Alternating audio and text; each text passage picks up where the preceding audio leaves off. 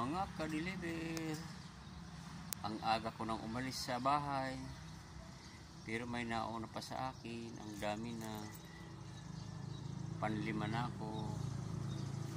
Yan guys, nauna yung 10-wheeler, 6-wheeler, 4-wheeler, 6-wheeler, at ito panlima ko, mga ka-deliver.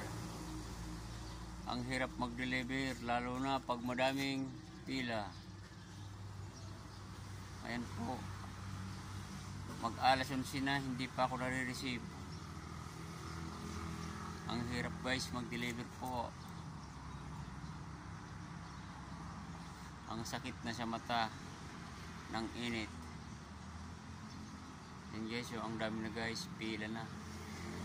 Pila na ang mga truck. Ito yung truck ko guys.